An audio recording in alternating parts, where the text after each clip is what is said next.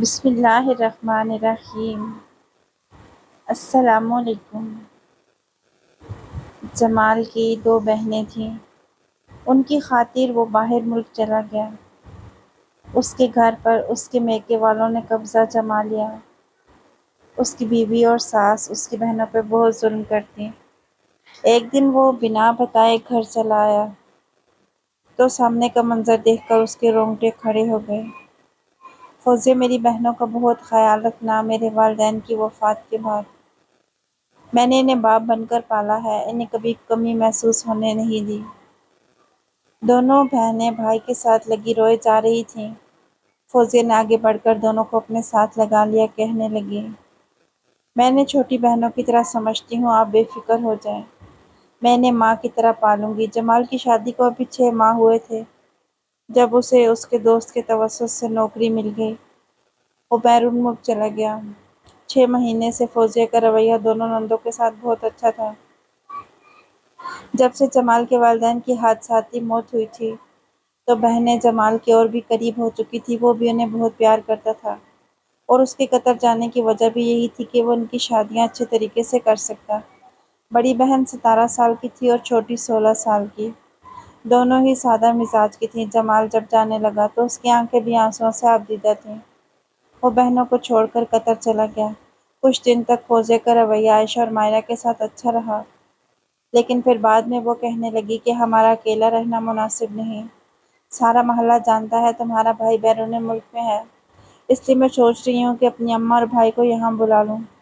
دونوں بچیوں کو بھلا کیا اعتراض ہو سکتا تھا، کیونکہ جتنی بار بھی فوزیہ کی والدہ گھر پر آئی تھی بچیوں کے ساتھ بڑے پیار محبت دکھاتی تھی۔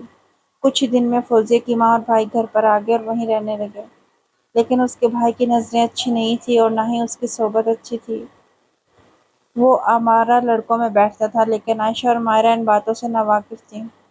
وہ کچھ بھی کماتا نہیں تھا، سارا دن ایک کمرے پر قبضہ جما کر بیٹھا رہتا۔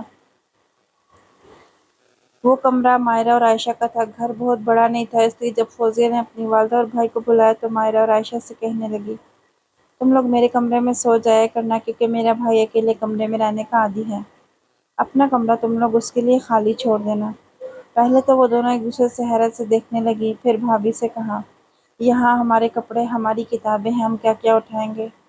وہ کہنے لگی، یہ سب کچھ یہیں رہنے دو، رات کی تو بات ہے، وہ سو جایا کرے گا اور دن میں باہر بیٹھ جائے گا، تم لوگ اپنے کمرے میں پڑھ لیا کرنا۔ ایک ہی کمرے میں فوزیہ اور اس کی ماں بیڈ پر سو گئیں اور دونوں بچوں کو زمین پر بستر بچھا دیا۔ یہ دیکھ کر وہ بہت پریشان ہوئی۔ ان کے گھر میں ڈرائنگ روم بھی موجود تھا، فوزیہ چاہتی تو اپنے بھائی کو وہاں بھی رکھ سکتی تھی۔ صبح ان دونوں نے کالج جانا تھا۔ مائرہ بھی 11ویں جماعت میں تھی، البتہ عائشہ 12ویں پڑھ چکی تھی۔ انہیں صبح صبح کالج کے لیے تیاری کرنی تھی۔ فوزیہ اور اس کی والدہ بے خبر سو رہی تھی۔ بچیوں نے فوزیہ کو جگایا کہ ہم نے کالج جانا ہے، آپ کمرہ خالی کرا دیں۔ وہ کہنے لگی، تم خود ہی فضلو سے کہو کمرے سے باہر چلا جائے، میرا بھائی بڑا شریف ہے اور تم بھی اسے اپنا بھائی سمجھو۔ انہوں نے جا کر کمرے میں دستک دی تو اندر سے چلانے کی آواز آئی، صبح صبح کسے موت پڑی ہے جو دروازہ دھڑ دھڑ بجایا جا رہا ہے؟ فضلو کی دھاڑ سن کر وہ دونوں گھبرا گئیں۔ عائشہ نے ہمت کر کے کہا، بھائی ہمیں کالج جانا ہے۔ وہ کہنے لگا، تو میں کیا کروں؟ ہمارا کمرہ خالی کر دیں، ہم نے تیار ہونا ہے۔ وہ کہنے لگا، یہ عجب مصیبت ہے، آپا تو کہہ رہی تھی کہ یہ کمرہ تمہارا ہے۔ اچھا رکو۔ تھوڑی دیر بعد دروازہ کھولا تو صرف شلوار پہنی تھی، قمیض اور بنیان پہننے کی بھی زحمت نہیں کی، یوں ہی بے شرموں کی طرح دروازہ کھول دیا۔ ان کی نظریں جھک گئیں، پھر وہ غصے سے کمرے سے باہر نکل گیا اور لانچ کے صوفے پر لیٹ گیا۔ دونوں بہنیں تیار ہوئیں، اپنی کتابیں اٹھائیں۔ جب ناشتہ بنانے کے لیے ٹی وی لاؤنج میں آئیں تو وہ صوفے پر سویا ہوا تھا، کچن لاؤنج میں ہی تھا۔ جیسے ہی ناشتہ بنانے لگی تو کھٹ پٹ کی آواز پر وہ چلانے لگا، کہنے لگا، تم دونوں کو چین نہیں، سکون سے سونے دو۔ دونوں ہی گھبرا گئیں اور بنا ناشتے کے ہی کالج چلی گئیں۔ جب کالج سے واپس آئیں تو دوپہر کا 1:30 بج گیا تھا۔ کالج کی نکڑ پر انہوں نے آوارہ لڑکوں کے ساتھ فضلو کو بھی کھڑے دیکھا، جو لڑکیوں پر فکرے کس رہا تھا۔ دونوں بہنیں گھبرائی ہوئی گلی سے گزری تھیں۔ جب گھر پہنچی تو پورا گھر بکھرا پڑا تھا۔ وہ دونوں ماں بیٹی ناشتہ کر رہی تھیں، کہنے لگیں کہ میرے سر میں بے تحاشا درد ہے، صبح سے درد کی دوائی لی ہے۔ ایسا کرو مائرہ، تم کچن اور گھر کی صفائی کر لو اور عائشہ تم کھانا بنا لو، ان دونوں نے بس کپڑے تبدیل کیے اور گھر کے کاموں میں لگ گئی۔ دوپہر کے 2 بج گئے۔ سارا دن کام کرنے کے بعد 4 بج چکے تھے جب عائشہ نے روٹیاں بنائی۔ مائرہ سے کہنے لگی، آؤ کھانا کھا لیتے ہیں، پھر بیٹھ کر پڑھ لیں گے۔ جیسے ہی روٹی کھانے لگی فضلو گھر آ گیا۔ وہ لاؤنج میں بیٹھی کھانا کھا رہی تھی جب اس نے چلا کر فوزیہ کو بلایا۔ فوزیہ اپنے کمرے میں بیٹھی ٹی وی دیکھ رہی تھی۔ کہنے لگی، کیا مسئلہ ہے، کیوں چلا رہے ہو؟ کہنے لگا، بھائی یہاں پر خود ہی کھانا کھانے کا رواج ہے، کسی کو روٹی پانی نہیں پوچھا جاتا۔ اس کا اشارہ عائشہ کی طرف تھا۔ فوزیہ کہنے لگی، میرے سر میں بہت درد ہے۔ پھر کمرے سے باہر آئی، دونوں بہنوں کو روٹی کھاتے دیکھا تو کہنے لگی، تم دونوں کو بس اپنی ہی پڑی ہے۔ میرا بھائی باہر سے آیا ہے، کیا تھا 2 روٹیاں اس کے لیے بھی پکا دیتے۔ عائشہ کہنے لگی، بھابھی میں کھانا کھا کر بنا دوں گی۔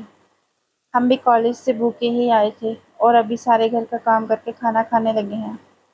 یہ کہنا تھا کہ فوزیہ کی ماں جو وہیں چائے نماز پہ چائے نماز پڑھ رہی تھی، سلام کے بعد کہنے لگی، توبہ فوزیہ، تمہاری نندوں کی تو بڑی لمبی زبان ہے۔ ارے کیا ہوتا، 2 روٹیاں اس کے لیے بھی پکا دیتی، صحیح بات ہے۔ غیر جتنا بھی کر لے غیر ہی ہوتا ہے۔ فضل تو ان کو چھوٹی بہنیں سمجھتا ہے، لیکن یہ کہاں اس کے لیے روٹی بنائیں گی۔ میری بوڑھی جان میں ابھی اتنی طاقت ہے کہ میں اپنے بیٹے کو 2 روٹیاں ڈال دوں۔ عائشہ نے کھانا وہیں چھوڑ دیا۔ کہنے لگی، آنٹی آپ رہنے دیں، میں فضل بھائی کو روٹی بنا دیتی ہوں۔ وہ اٹھ کر کچن میں چلی گئی۔ فوزیہ کی ماں کہنے لگی، 2 روٹیاں مجھے بھی پکا دو اور ایک بھابھی کو بھی بنا دینا، بیچاری کے سر میں بڑا درد ہے۔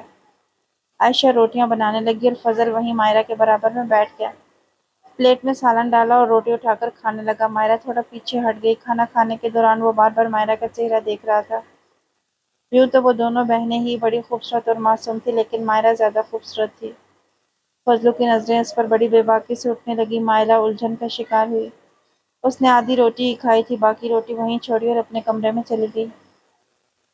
عائشہ نے روٹی بنائی تو فضلو نے 4 روٹیاں کھائیں۔ سب کھانا کھا چکے تھے لیکن ان کی بھوک مر چکی تھی۔ روٹیاں بنانے کے بعد جب وہ کمرے میں آئی تو مائرہ رو رہی تھی۔ عائشہ اس کے پاس بیٹھ گئی۔ کہنے لگی، کیا ہوا، کیوں رو رہی ہو؟ کہنے لگی، یہ جو بھابھی کا بھائی ہے نا، یہ اچھا نہیں ہے، عجیب نظروں سے مجھے دیکھتا ہے۔ ہم اپنا کمرہ اسے کیوں دیں، اب ہمیں پڑھنا ہے، دیکھ لینا۔ کھانا کھاتے ہی کہے گا، کمرہ خالی کرو، مجھے سونا بھی ہے۔ بھابھی اسے ڈرائنگ روم میں کیوں نہیں شفٹ کرتی، وہاں ایک چارپائی بچھا دیں، پورا دن وہی پڑا رہے گا، ہم کم از کم اپنے کمرے میں تو سکون سے اٹھ بیٹھ سکیں گے۔ ابھی وہ بات کر ہی رہی تھی جب بلا تکلف فضل نے کمرے کا دروازہ کھولا اور کہنے لگا، تم دونوں نکلو یہاں سے، میں نے سونا ہے۔ اس بار عائشہ نے اس سے کہا کہ فضل بھائی ہمیں پڑھنا ہے، اس لیے برائے کرم آپ ڈرائنگ روم جا کر شفٹ ہو جائیں۔ وہ کہنے لگا، بڑی زبان چلتی ہے تمہاری، ابھی جا کر آپا کو بولتا ہوں۔ وہ کمرے سے باہر چلا گیا۔ کچھ دیر بعد فوزیہ آ گئی۔ کہنے لگی، کیا تم لوگوں نے فضل کو کمرے سے نکلنے کے لیے کہا ہے؟ عائشہ نے کہا، بھابھی ہم نے پڑھنا ہے، آپ ایسا کریں کہ بھائی کو ڈرائنگ روم میں شفٹ کر دیں۔ وہ کہنے لگی، پاگل ہو گئی ہو، ڈرائنگ روم مہمانوں کے لیے ہوتا ہے، وہاں کوئی نہیں رہے گا۔ وہ کہنے لگی، ٹھیک ہے پھر ہم دونوں وہاں جا کر پڑھ لیتے ہیں۔ وہ کہنے لگی، ہرگز نہیں، ڈرائنگ روم میں کوئی نہیں جائے گا، تم لوگوں نے پڑھنا ہے تو ٹی وی لاؤنج میں پڑھ لو۔ فضل دوپہر کا تھکا ہارا ہے، یہ 2 گھڑی آرام بھی نہیں کر سکتا، انسان کو تھوڑا تو لحاظ ہوتا ہے۔ دونوں بہنوں نے اپنی کتابیں اٹھائیں اور ٹی وی لاؤنج میں آ گئیں۔ فضل ان کے کمرے میں چلا گیا۔ ان کی زندگی دن بدن بدتر ہونے لگی۔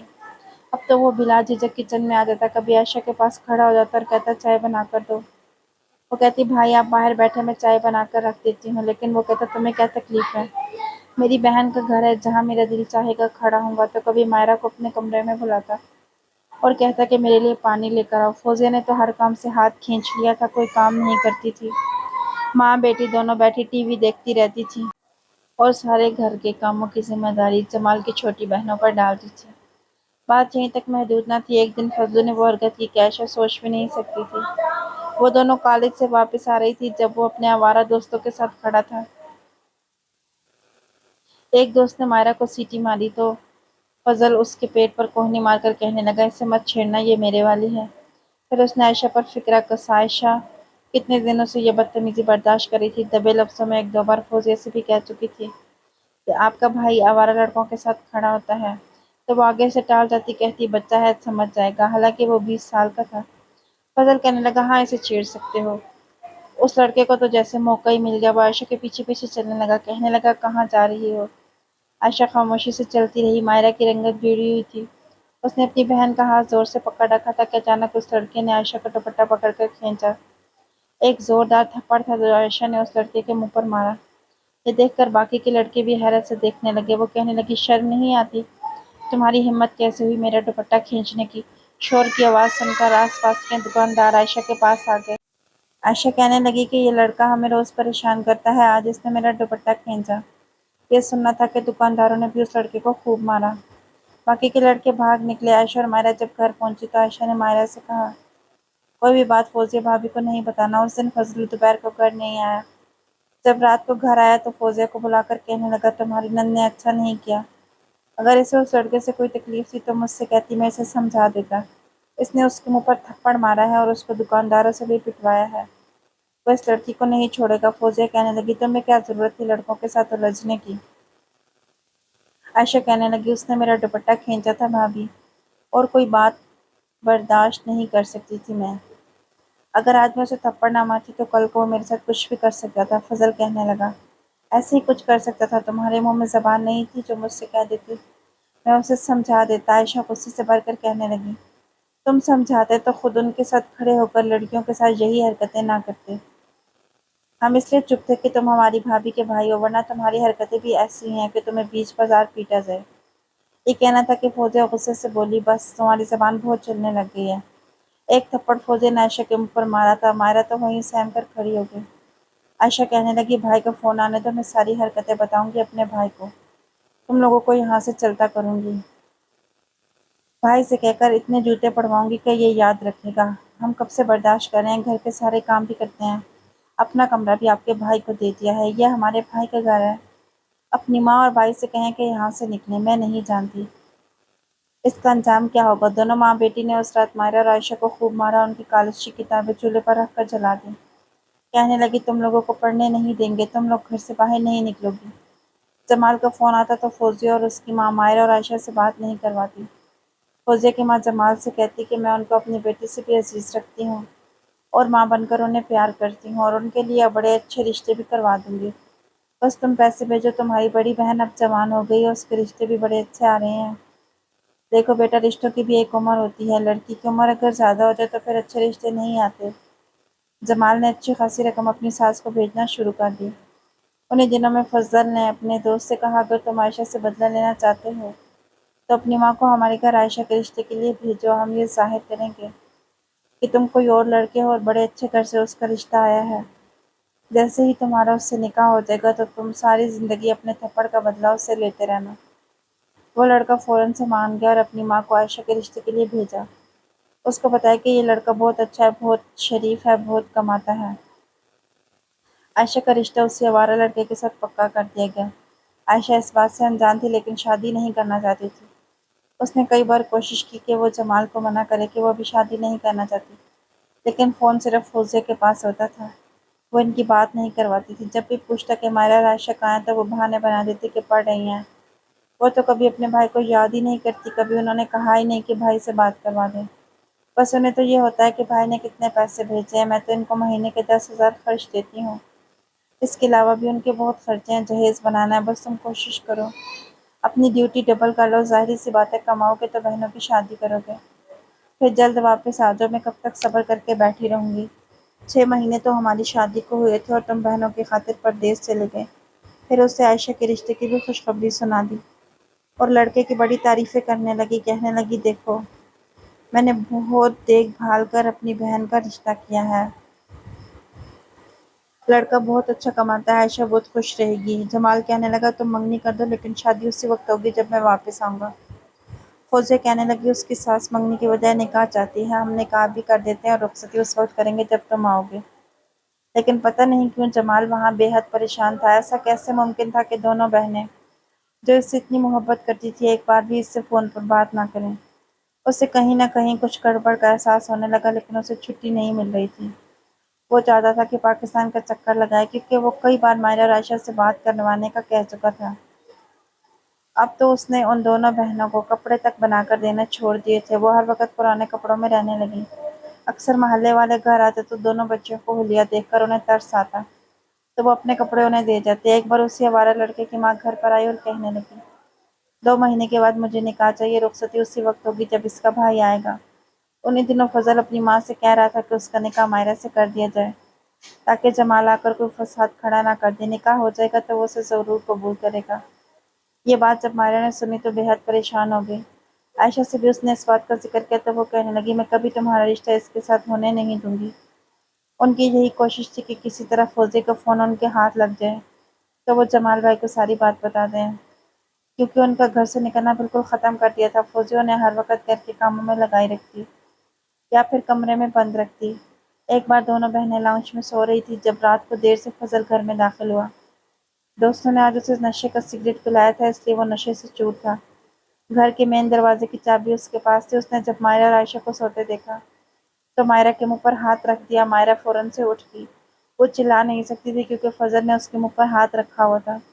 وہ اسے زبردستی بازو سے گھسیٹتے ہوئے اپنے کمرے میں لے گیا اور کمرے کا دروازہ بند کر دیا۔ اس سے پہلے کہ وہ اس کا ہاتھ اٹھا کر شور مچاتی، فضل اسے بیڈ پر دھکیل چکا تھا۔ اس کا دوپٹہ اسی کے منہ پر باندھ دیا، کہنے لگا، یوں تو تم میرے قابو میں نہیں آؤ گی، لیکن میں تمہارے ساتھ وہ کروں گا کہ تمہیں مجبوراً مجھ سے نکاح کرنا پڑے گا۔ پھر تمہیں بتاؤں گا کہ فضل کیا چیز ہے۔ بہت فخر ہے تم دونوں کو اپنے حسن پر۔ تم مجھے برا سمجھتی ہو، آج تمہاری عزت کو تار تار کر کے رکھ دوں گا۔ اس سے پہلے کہ وہ کوئی غلط قسم کی جسارت کرتا، باہر کی ڈور بیل بجی۔ رات کے 1 بجے کا وقت تھا۔ فضل پریشان ہو گیا، اس وقت کون آ سکتا ہے؟ اس نے مائرہ کے ہاتھ بھی باندھ رکھے تھے اور منہ پر بھی دوپٹہ باندھ رکھا تھا۔ اسے کمرے میں چھوڑ کر وہ باہر آیا، تب تک فوزیہ دروازہ کھول چکی تھی۔ سامنے جمال کو دیکھ کر وہ حیران رہ گئی۔ جمال گھر کے اندر آیا اور کہنے لگا، میں نے سوچا سرپرائز دوں۔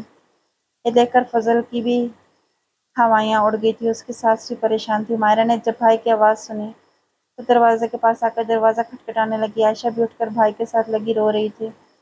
دروازے کی آواز سنی تو جمال فوراً سے کمرے میں گیا۔ جب دروازہ کھلا تو مائرہ کے منہ پر اور ہاتھوں پر دوپٹہ بندھا دیکھا تو پریشان ہو گیا۔ فوراً سے اس کا دوپٹہ کھولا تو وہ رو رو کر فضل کی حرکتیں بتانے لگی۔ یہ سن کر جمال طیش میں آ گیا۔ اس نے فضل کو بہت مارا، مار مار کر لہو لہان کر دیا۔ فوزیہ رونے لگی، کہنے لگی، تمہاری بہن میرے بھائی پر الزام لگا رہی ہے۔